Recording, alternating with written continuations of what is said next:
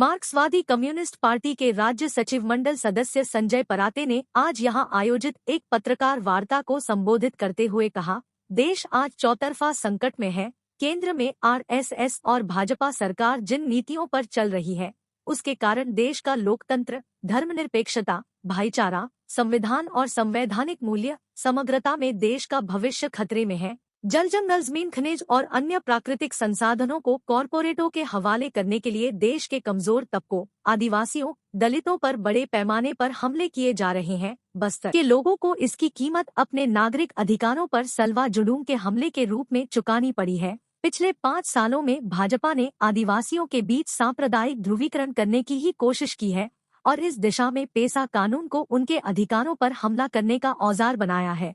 एक समुदाय के रूप में आदिवासियों के मानवाधिकारों और संवैधानिक अधिकारों पर तथा एक व्यक्ति के रूप में उनके नागरिक अधिकारों पर उसने हमेशा हमला किया है। इसलिए इन चुनावों में भाजपा को हराना जरूरी है।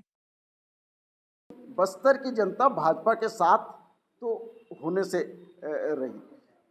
कोंटा विधानसभा के अंदर मनीष कुंजाम निर्दलीय प्रत्याशी है।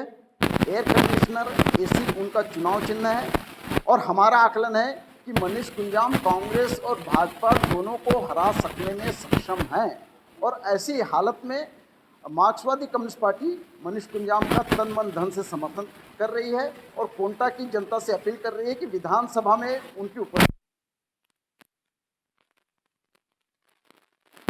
पूरे छत्तीसगढ़ में जन संघर्षों को आगे बढ़ाने की जो राजनीति है उसका प्रतिनिधित्व हो सके।